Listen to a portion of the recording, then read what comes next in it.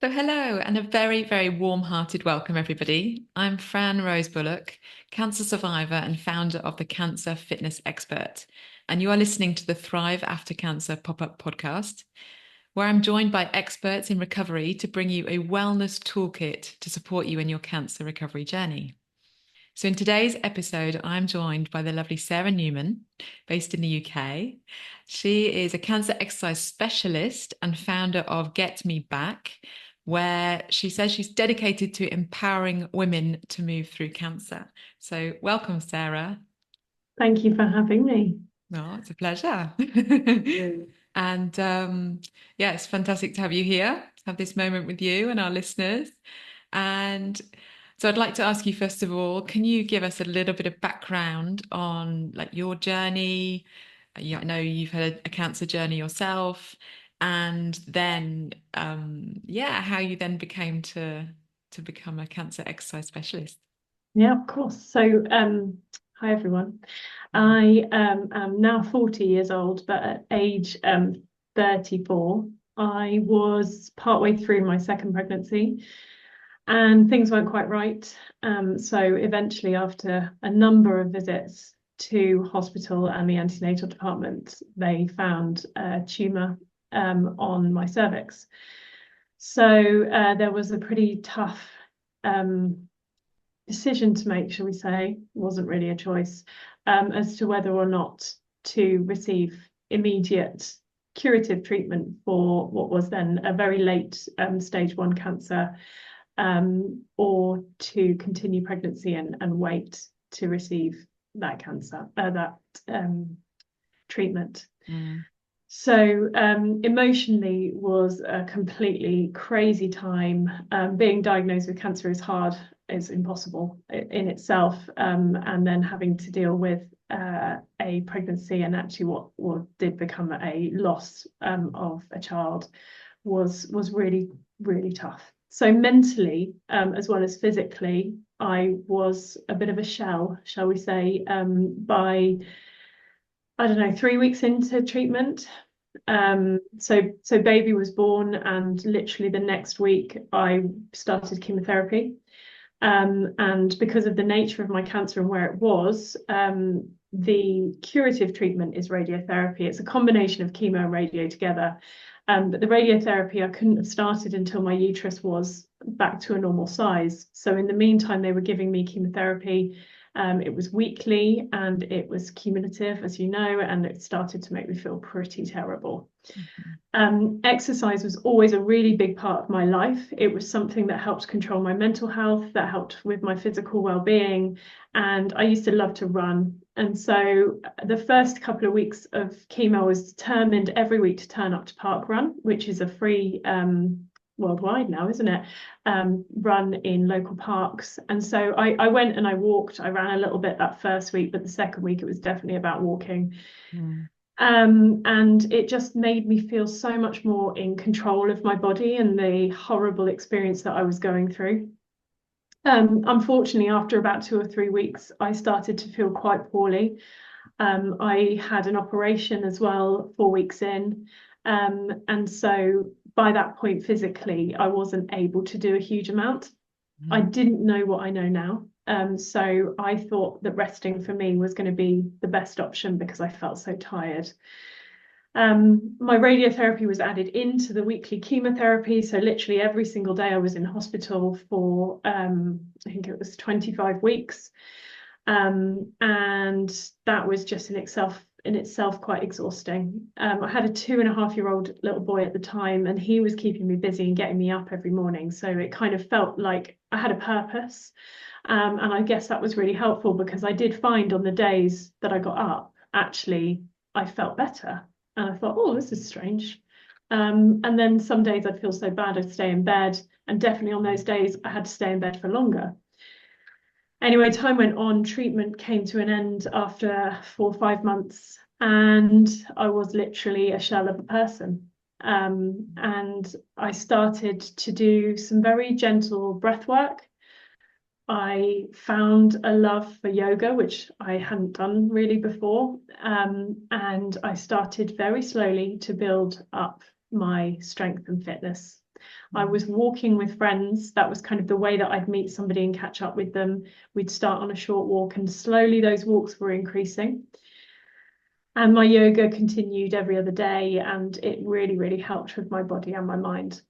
And Mm. so I started looking into what is safe for me to do. I've had abdominal surgery, I've had chemotherapy, I've had a baby, I've had all of these things. What is appropriate for me to do from an exercise point of view? And there was such little advice out there and guidance that I thought, this can't be right. There must be some place that I can go where I feel confident in the advice that I'm being provided with.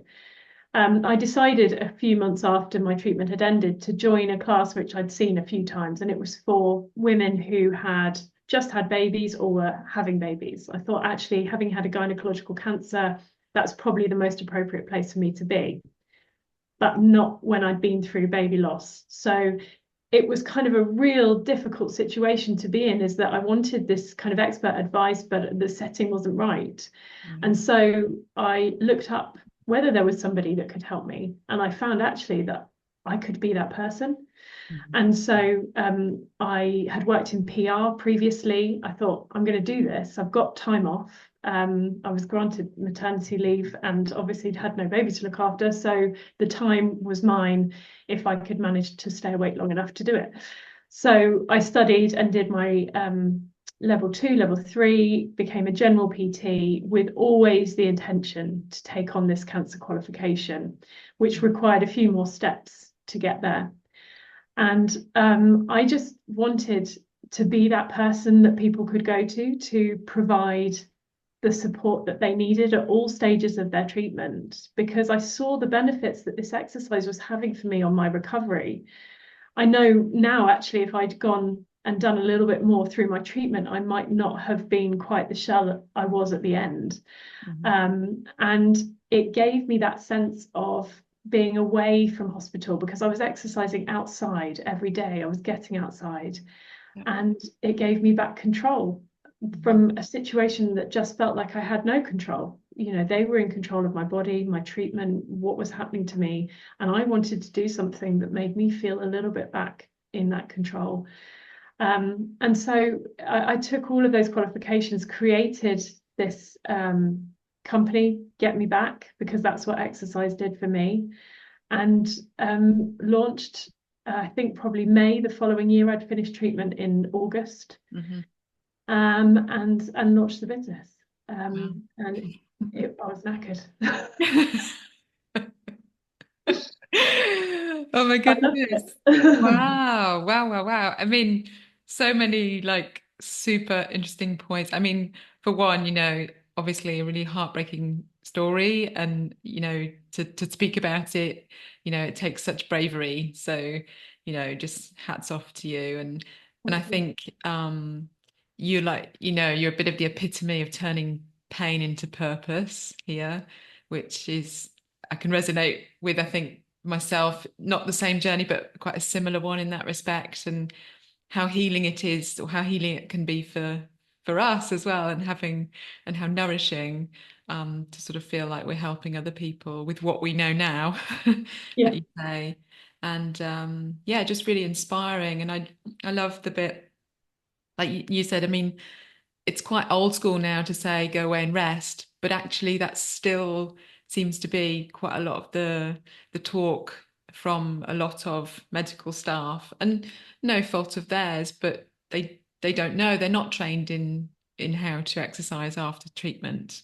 So there is that gap, and I think you're right. There's still a gap between, the after treatment and getting back to reality. And Mm, that's where you come in and I come in and taking control. That's a mm, really huge part, isn't it? Because it's very empowering, that feeling of refinding your body, refinding what you're capable of doing, um, that strength that perhaps is almost outer at the beginning becomes an inner strength as well your Yeah. mind, and yeah, and sort And of I think that naturally your body feels like it should rest. It does, you know, that fatigue that comes along with cancer treatment, it makes you want to feel like you want to go to bed. And actually to exercise during and in those early stages after your treatment is really hard. yeah, But I think it's it is massively counterintuitive. counterintuitive, yeah. Totally. And Yeah. actually, I think when you suddenly start to do it and you realize like that day, you know, that I get up in the morning, it was always the day I was able to do more. Yeah. And it's not until now that I look back and reflect on actually I was more active that day. And it doesn't necessarily Mm. you need to go to the gym and do a massive workout, but being a little bit more active will give you that little spurt of energy that you need to get through Yeah. the rest of the day. Yeah. It's like the energy creates energy. And Yeah, yeah, I can totally relate because I mean, at the time I thought I was not so lucky because I had a dog and I would used to sort of think, oh gosh, I've got to take the dog out. And but honestly, I think that was a big savior for me because I was almost forced. And yeah, I think that kept me at a sort of baseline, just yeah, walking, and it didn't have to be long periods of time, but just getting out and in the fresh air, yeah, outside, all of those things, because I know you're big into the outdoors as well, being yeah. outside. Well, it was this first group that I went to, the one that I mentioned, which was postnatal, and the instructor was fantastic. And the setting was on the top of this hill overlooking the valley where we lived. And Wow. we trained in snow, in rain, in gale force winds, but it didn't matter because it made me feel alive. Yeah. And I suppose that's what I wanted to do for other people is create this space out away from hospital walls that we'd spent so much time visiting, Yeah. where they felt alive again and connected and reconnected with themselves. Hmm. And even now that I work more online, I still try and film a lot of the stuff that I do outside, or I remind people about the benefits of being outside because it just has so many benefits and actually Yeah. clinically proven, well, not clinically because they're not in the clinic, but you know, proven benefits around mental health Hmm. and actually exercising not more vigorously, but harder because you don't feel like you're putting so much effort in because you're Yeah. surrounded by these amazing distractions and Yeah. fresh air and you're cooler. It's great for us menopausal women.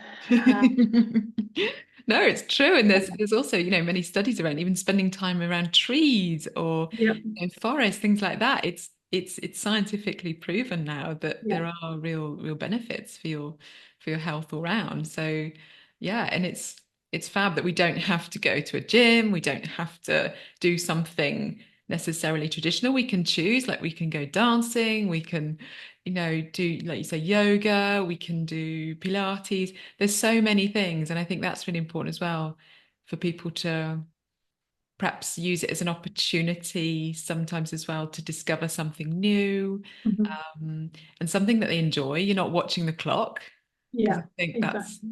yeah, that can be a little Exactly. bit disheartening as well sometimes. And I think that's the key about exercising when you're feeling not 100% is that if it's something that you feel you have to do and you don't really enjoy, you're not going to want to do it. So you've got to find something that you like. Mm-hmm. So that's why I always used to meet a friend to walk, and it didn't really feel like we were walking because we were catching up, and there was always cake at the end. Um, Mm-hmm. but you know, that's what I wanted to give back to people is I like to exercise a certain way. It's got to be fun. I don't want to repeat the same exercises over and over again every week. Yeah. I want people to mix it up for me, even if they are the same exercises, they're just mixed up differently. And Mm-hmm. so I want to make sure people feel that when they're coming, they don't know what they're going to expect, but they know when they come, they don't have to explain to me, oh yeah, but I've got this and that, and I've Yeah. had this treatment and that treatment. And I want them to know that they're in a class where everything is designed for the audience that I'm working with, Mm-hmm. which is women mainly who have been through breast or a gynae cancer, although I do have Okay. different types of cancer join me. Okay. And it just has to feel a bit more like a safe, inclusive environment. And you turn up and you don't feel like you've got cancer, but you know you're here because the people around you know how you feel, and the instructor knows exactly how Mm-hmm. to Yeah. exercise you Yeah. appropriately. Safely, yeah, exactly. Safely and supported, and yeah, with the right knowledge. So, Mm. I mean, you've certainly answered my next question about so really just an overview of like your role then. So if somebody's coming out of cancer treatment and they're thinking about getting back into fitness activity, or maybe during, it could be during, it could even be pre, the point of diagnosis. How do you see your role with someone? So I have links in with some of the hospitals that are local to us here and in London, but generally people will find me and self-refer themselves. And Mhm. I have a couple of arms to the work that I do. I work with people on a one-to-one basis, either in person, locally, or online. And these tend to be slightly more complex cases where someone might be living with cancer for the Mhm. rest of their lives. They've got metastases somewhere in their body that they need to be a bit more cautious of, or they want help with specific areas like prehabilitation, as you mentioned, preparing for surgery or treatment. Or they're going through their chemotherapy and they're not sure, it's quite an unpredictable cycle of how they're feeling. So I tend to work with those patients on a one-to-one Mhm. basis. Yeah. And then what I've also done for women who I've worked with who are kind of coming out the end of their treatment, they might have a little bit of radiotherapy left, but they're feeling well enough to move, is I work in a more of a group online setting. Mhm. So I have this membership that I run all through Zoom classes, through an app and online, and people come to as many live classes as they want, or they watch the videos back on demand. Yeah. And it's this community that we have created over the last 18 months. It includes myself and yoga instructor Marcia, who I believe you are speaking to as well. Yes. And we have a nutritional therapist who has breast cancer herself, and she writes us recipes and she gives us information about everything relevant to cancer recovery. And then we also work with a physiotherapist who comes in once every 2 months and talks to us about more musculoskeletal issues or things that are a little bit more complex, Mhm. and answer more generalized questions around bone health or cording, lymphedema, all of those types Yeah. of areas. So she is obviously a little bit more qualified from that aspect to talk about it. Yeah. So I suppose as I said, it's creating that safe environment where people can come and they're at home as well. And I think, Mhm. post treatment, you can feel very vulnerable from kind of an immunity point of view, but just also just mentally, you joining a class is quite a scary thing after you've been through what you've been through. So in the comfort of your own home, you can still exercise. Yeah. And my role really is around probably focusing on the strength element of rebuilding the body, Mhm. helping people who might have had a deterioration in their muscle mass through chemotherapy to rebuild that muscle mass safely through their whole body. But then also considering mobility issues, particularly in breast cancer. So working on mobility, flexibility, considering balance with all of this, Mhm. and helping people just build up their fitness as they go. So the classes really are focused for all levels, I hope. Mhm. Some are faster than others, some are Yeah. more challenging, but it's kind of, yeah, it's making people feel like they don't have cancer. I'm not going to make you sit on a chair. And I know some people might need that, but I want to kind of build you back further than that and, make you ready if you want to go back to the gym. Part of Get Me Back is not just sticking with me the whole time, it's getting you back to a stage of fitness that perhaps you were before cancer, Yeah. and getting you back into classes that you then feel confident knowing what to do. It's education as much as physical fitness. Yeah. Yeah. That's great. And yeah, giving people back that independence, isn't it? To Mm. then go on to do other new things and yeah, get back to the things that yeah, and having those goals as well at the end of it, to perhaps do something they used to do or something completely new. Yeah, Mm. I mean, I always find, I don't know how you find this, Fran, but setting a goal is a tough one, I think, after cancer, because immediately you're like, I want to get back to exactly this stage where I was pre-cancer. And I always say to them, but why that specific thing? Is it's almost like you have to compete with your pre-cancer self. And so actually, sometimes it's about setting a goal that is completely away from your Yeah. pre-cancer self, because your objective of exercising is completely different now. Yeah. And that's what I think the mindset shift, where we really have to consider, why am I moving now? I'm moving because I don't want my cancer to come back. I'm moving because I am perimenopausal and my bone density is going to start decreasing. I don't want to get osteoporosis. My joints hurt, so I want to try and counteract that with exercise. All of these reasons are completely different to my precancerous reasons, where perhaps I was exercising to lose weight, to look good in a bikini. That stuff is a side effect of exercising, but it's not my primary purpose anymore. Yeah. And so I think sometimes having to shift the mindset of how you feel about exercise is really, really important for driving and motivating you to move in the most appropriate way. And also to forgive yourself when you can't exercise, because we have to remember how much our bodies have been through.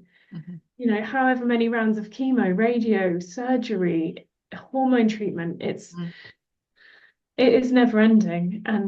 And so we have to think exercise now is our friend. It's something that's going to help us thrive for longer, to live better as we age, and we need to use it for that purpose and benefit from it, and not use it to punish ourselves as No. perhaps people have done pre-cancer. Yeah, because you're right, because there is an element of a certain amount or too much exercise becomes a real stressor on the body. And that's exactly what we want to avoid. So it's getting that optimum amount. And obviously that differs from individual to individual. And making sure rest is a really big piece. Yes, Mm. do the exercise, but yes, there's a real need for rest as well, and to not ever overlook that. It's so true. And I think just with people living longer now with or after cancer, people are younger and younger getting cancer. We're shifting away, aren't we, from this idea of just surviving, but actually, you know, having a really good quality of life afterwards. So Yeah. it's having some form of goals and dreams, but at the same time not comparing yourself to Mm. how you were before, because I think that can be quite damaging as well Yeah. for the I soul. think I don't believe that people can't achieve those things. Yeah, I reckon I'm stronger, maybe not cardiovascularly fitter, but I'm definitely stronger than I ever was before yeah, cancer. I focus my exercise much more around strength training rather than running and hit and things like that, because I feel like I get injured faster when I'm doing more of that. And so I think you definitely need a goal, but I think you need to consider within your goal, as you said, like not comparing yourself to your precancerous self. yeah, And it's it's really tough not to do that. You yeah. know, I know what my park run time was pre-cancer, and it's definitely nowhere near that now. Um, but you have to kind of let it go, I think. But you're right about the rest and sleep, so important. Definitely taking more time off now, and I know if I've overdone it, I need to take a day off. Yeah. I'll still do the walking, but you're pushing through pain or stiffness. It's not beneficial. No, no, and I think a lot of people after cancer are quite sometimes it rolls into hypervigilance, but we are more self-aware on that level of knowing, okay, I think I've overstepped the mark. I need to just bring it back a little bit, or Mm. um, tone it down, or whatever it might be. Yeah, Yeah. yeah. And I love that the idea of helping people to not feel like a cancer patient. That is so key because, like you say, we've been through this roller coaster of being prodded and poked and um, being in an environment where we feel just like a normal's not really the word I want to use, but we feel like a human again, and we feel, you know, powerful, or we feel um, just all those feelings that we want to feel again, really, Mm. rather than just labeled as a cancer patient, sort of Yeah. stepping out of that identity, really. I think it's Yeah. really important. It's Mm. it's tough because I think so. I was 34 when I was diagnosed. It was 2 years ago, wasn't it? And Yeah, I it was think like 39. within the age group, that we're in, like mid-30s or 30s through to however old, active people who live active lives, who have dogs, families, people, parents, friends, you want to be moving around. We shouldn't feel like 80-year-olds walking up the stairs. And some days I do, Mm, but there's not enough support for people who need to move more than mm, walking to the shops and back, or doing a seated exercise class. And I think that's where you and I, and there's lots of other trainers out there who are supporting that kind of not middle-aged, I'm not middle-aged yet, I'm not there no. yet, but the middle group of age. Yeah, There's a lot of support for the younger generation, perhaps a fair amount of support for the older generation, but that kind of middle gap yeah, is there, and there's not enough people around to support those people. So yeah. I think you and I are both similar in supporting that kind of age bracket. Yeah, definitely. Well, I think we can relate to them, they can relate to us. Yeah, And I think that hopefully, where we've gone with it is it gives people some hope, if you like, of okay, that's possible, or working towards um, yeah, becoming, like you said, potentially even fitter, potentially even stronger. It doesn't have to be that it's a negative. It can yeah. definitely be a positive in a positive direction.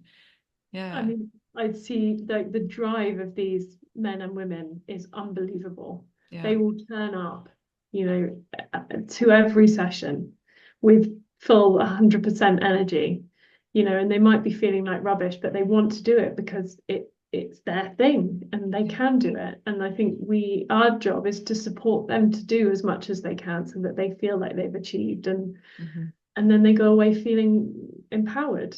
Yeah, So it's so important. yeah, yeah, massively. So, looking back on your sort of journey and now what you know now, is there anything that you would have done differently in your recovery journey?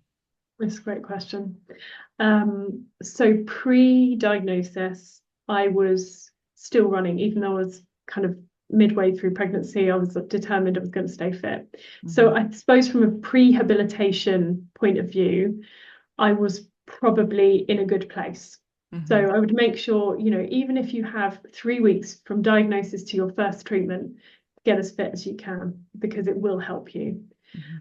I have to say, I did stop dead the minute I was diagnosed. I didn't Hmm. exercise, so perhaps I would have continued to try and push a little bit, but there was so much going on here.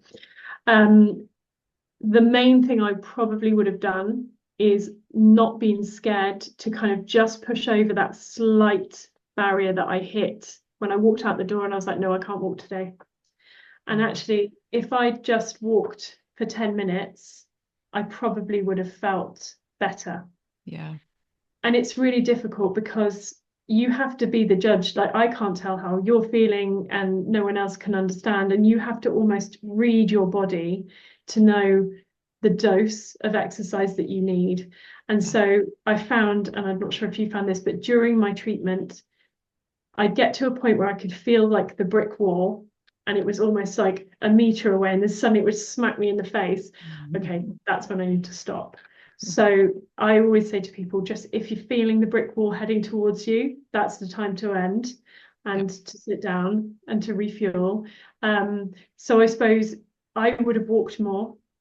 I yeah, would have pushed through that initial barrier of just getting out the door and thinking, oh, I'm not sure whether I should be doing this, because actually it's not going to do me a huge amount of harm apart from feeling really, really tired. But I should have gone for those walks a little bit more because I think I would have maintained a bit more fitness through my chemo.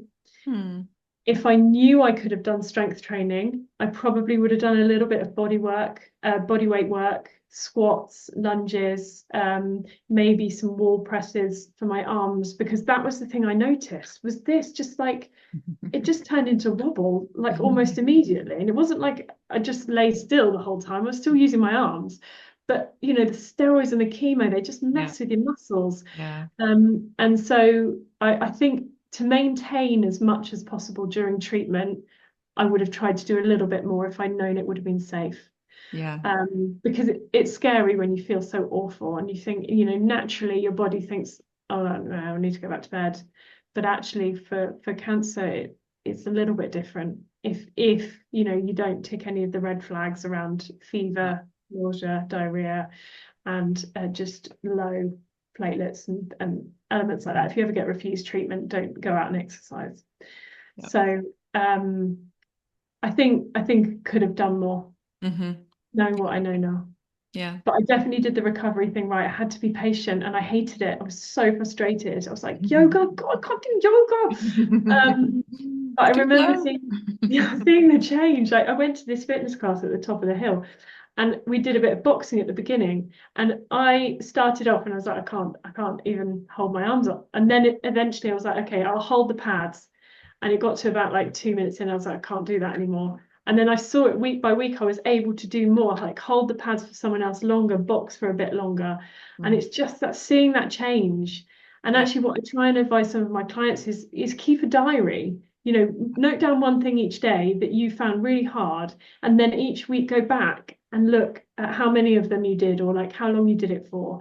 And you realize that even the progression is so slow, Yeah. you are moving forward. Yes. And that's the key thing. I think when I started doing this job, it was only 6 months after my treatment had finished. And so I could only really be active for X number of clients. And then suddenly the next month I'd be like, oh, I've taken on 2 new clients. I'm doing another 2 hours a week. And then one day I'd do 7 clients in a row and I'd be like, oh my God, I couldn't do that 2 months ago. And Yeah. so, just even from a work point of view, I could see that my fitness and my stamina was increasing. Hmm. So it's really important to look back and reflect how far you've come. You might not be at the end where you were before, but you've definitely come a long way from where you were at the start. Yeah. Yeah. And it is all about the little steps adding up, you know? Exactly. Yeah. Yeah. It's not looking for overnight success, is it? It's just bit by bit, keep going, you Yeah. know. But it's yeah, it's so nice to look back and see where you were and see what you have achieved. And yeah, it's very, very important. Mm, Mm, mm, definitely. yeah. And is there anything, that you would like to see more of, apart from perhaps more coaching in this area? Is there anything else that you'd like to see more of in this space? So I really would like healthcare professionals to all be on the same page with this. Mm, There is so much mixed advice, and I really salute those that advise exercise. I think it's brilliant, but sometimes there are people that provide, specific advice, which I'm not sure where it's came from. I heard the other day that someone shouldn't lift higher than 5 kilograms or something, and I was like, well, that's how do you know anything about that? What they were lifting before? Anyway, mixed advice. yeah. I think, and also directing to people like us, or knowing about people like us to help connect the dots so that everyone is a bit more aligned. That if somebody is interested in exercise, support them to exercise, direct them to advice, the right type of advice, so that they can move safely. Um, I think having everyone on the same page and knowing that there is somewhere that we can help support people and send them to, is a really useful way of making sure people can continue to exercise, but Yeah. also providing, and within that space having specific guidance. It's all very well saying yes, you can strength train again, but it's like, but how much and how and what should I do? And I think that's what we spend a lot of our time doing, is trying to give a bit more specific advice to people who are just given very general, go off and Mhm. exercise, but not like, these are the key things you should consider as part of your exercise. This is how you should build up. Yeah. Um, and so I think, we can help with that as well. We can help provide more general advice. But I think the education of all healthcare professionals working within the oncology space should include some guidance on Mm. exercising. Yeah. Agreed.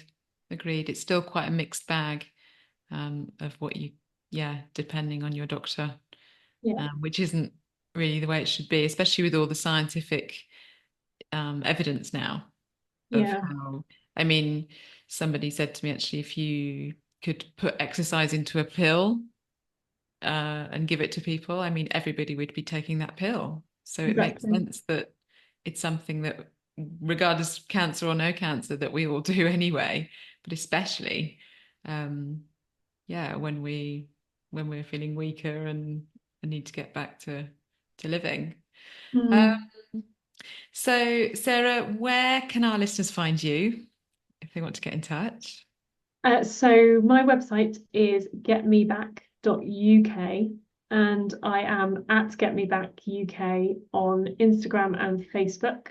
And I also have a YouTube channel with some free basic exercises, some introduction to strength training, and some mobility work for people who have been through breast cancer treatment.